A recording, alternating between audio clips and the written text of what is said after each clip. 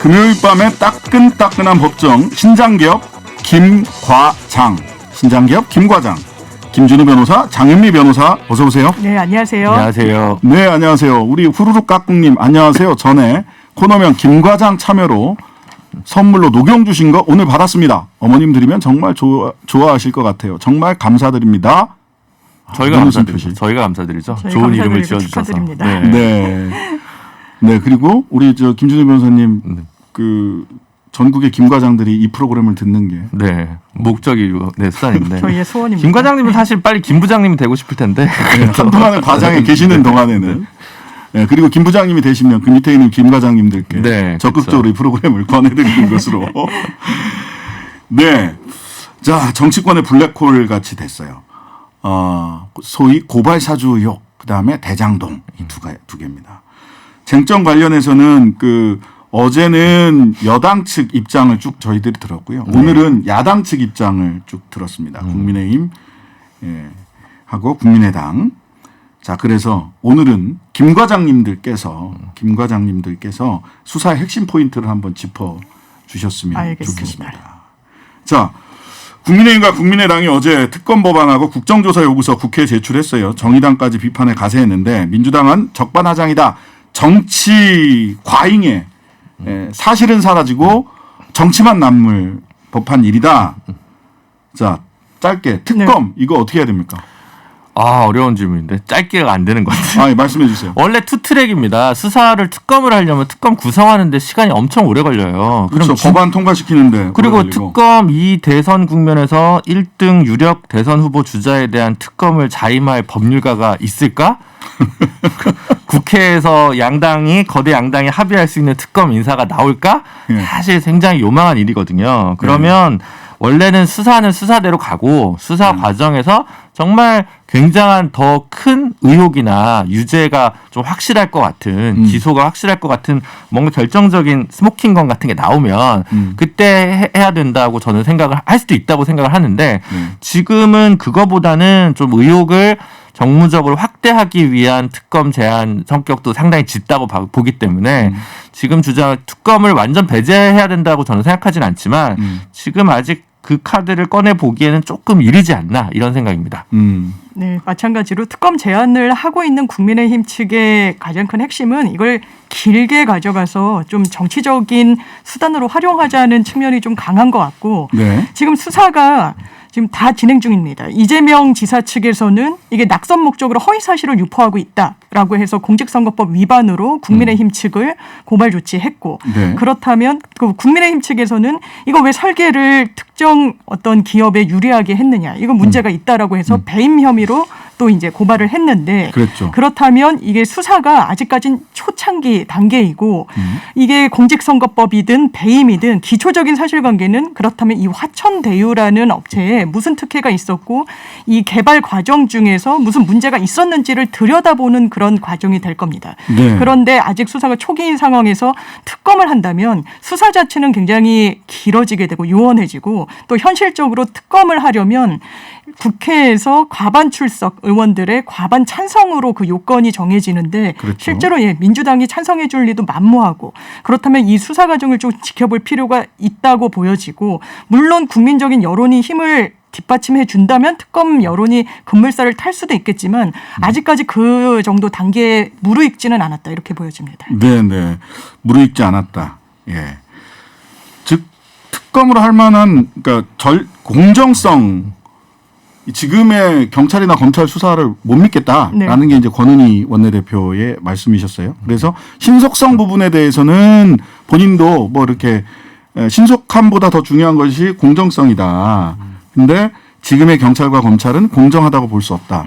따라서 특검을 해야 된다. 시간이 가더라도.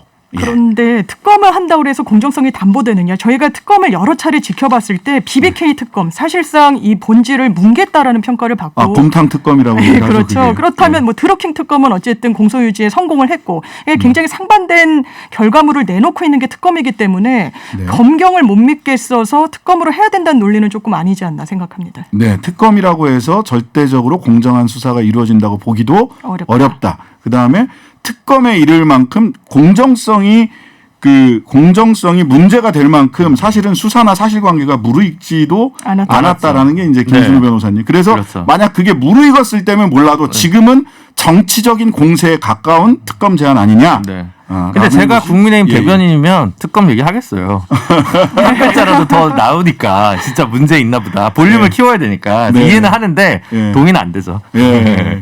정치적으로는 이해하나 법률가로서는 동의할 수 없는 특검 제안이다. 네. 네. 예, 이렇게 정리를 해보겠습니다. 예. 자로잰 듯한 공정한 방송을 위해서 저희들이 양당 의견 다 듣고 우리 김 과장님들과 다시 한번 말씀을 드립니다. 자, 이 수사 쟁점과 네. 수사의 포인트를 어디로 받아야 되느냐. 근데 많은 사람들이 그 부분은 동의할 거예요. 사람의 말을 믿지 말고 돈의 흐름을 봐라. 맞습니다. 돈이 가리키는 곳을 봐라. 이렇게 보는 거잖아요. 그래서 자, 먼저 이 돈이 가는 곳에서 어느 부분을 먼저 좀 짚어봐야 될지 좀 하나씩 네. 장 변호사님 먼저. 그래서 국민의힘이 딱 한 줄로 요약한 게 이겁니다. 네. 화천대유 누구 거냐? 이 돈의 흐름의 최종 흐름이 누구한테 저수지가 어디냐? 예, 귀속할 것이냐인데 사실 이재명 지사를 겨냥한 공세라고 볼 수 있죠. 그리고 예, 그것이 예. 맞다면 당연히 뭐 형사처벌을 받는 부분인데 네. 이 부분과 관련해서 이 개발 방식을 저희가 한번 살펴볼 필요가 있습니다. 지금 정치권에서 논의되고 있는 부분의 핵심은 왜 이 부분을 민간 영역에 맡겨서 이렇게 거대한 이익을 취하게 했느냐가 핵심인데 네. 오늘도 뭐 헤럴드 경제죠. 이 일간지에서 단독 보도를 한 게 그 당시에 그렇다면 부동산의 여건이 어땠는지 경기도의 미분양 아파트들이 속출하고 있었고 또 그 당시에 대장동 사업 계획서를 검토한 성남시 의회에서 이거 사업성을 담보할 수가 없다. 굉장히 어려워 보인다라고 부정적인 의견을 계속 냈습니다. 네. 그렇다면 그런 상황에서 설계가 특정 기업에게 유리하게 됐느냐? 그렇지 않습니다. 지금 뭐 굉장히 복잡하게 뭐 우선주, 보통주 이야기를 하는데 간략하게 정리를 하면 성남도시개발공사가 먼저 최소한의 이익을 가져갈 수 있도록 그리고 나머지 화천대유는 이 이익을 최소한 보장하는 것을 성남도시개발공사랑 이종 우선주를 가진 하나은행 등등에게 먼저 분배를 한 이후에 남은 돈. 그렇습니다. 그렇기 때문에 이걸 특혜다라고 보기는 어렵고 이 자금 흐름과 뭐 이런 부분이 이재명 지사를 바로 정조준했다라고 보기도 지금 어렵고 네. 그렇기 때문에 설계 문제로 약간 재점화가 되고 있는데 이 부분에 대해서도 말씀드린 것처럼 그 당시의 부동산 시장 상황 그리고 이 개발 방식을 채택하게 된 경위 등을 살펴보면 조금 아직까지는 뭐 실체가 드러났다 이렇게 보기는 어려운 것 같습니다. 쉽게 더 뭐 추격을 하기가 어려운 사건이니까 네네. 조금 다른 틀에서 보면 왜 공영 개발 안 했냐? 그럼 그때는 그거죠. 지방채를 발행할 수 없는 한도가 정부에서 돈이 없었어요, 성남시에. 정부에서 그렇죠, 이제 그 한계를 했기 때문에 지방채를 발행할 수 없었습니다. 그래서 공영 개발 안 되는 거죠. 예. 그럼 그냥 순수 민간 개발을 하면 사실은 부패한 공직자들은 그게 더 유혹적입니다. 그렇죠. 예를 들면 LCT.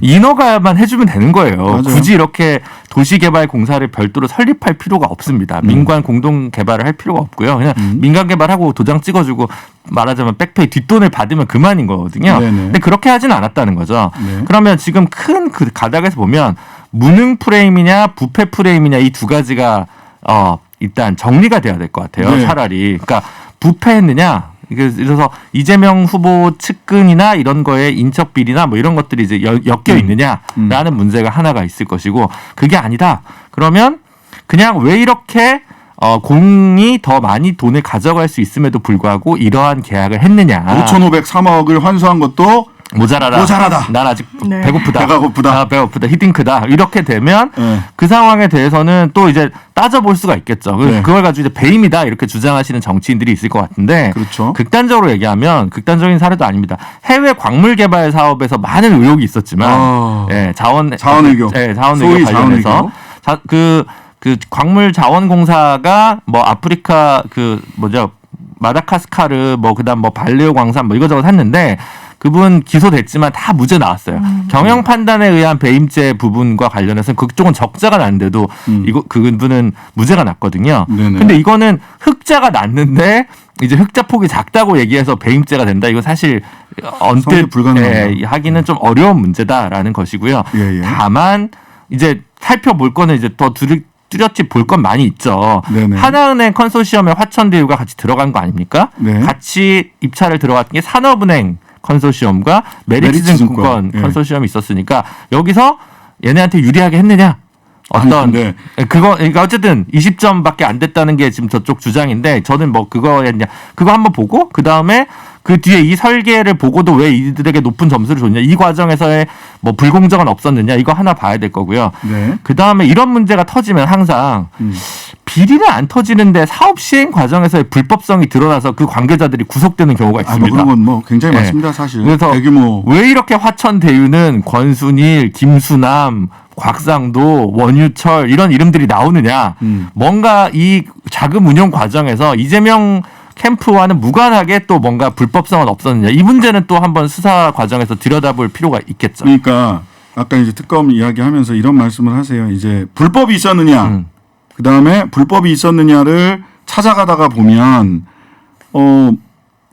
왜 몰랐느냐, 어디까지 알았는데 알았음에도 불구하고 그냥 묵인한 게 뭐가 있는 거냐, 불법에 이르지 않았더라도 무능하거나 정치적 책임이 있었는지를 특검 수사를 통해서 밝힐 수 있겠다라는 말씀을 하셔서 무능과 정치적 책임을 규명하기 위해서 특검을 하는 게 맞나라는 기본적인 질문을 좀 드릴 수밖에 없었어요.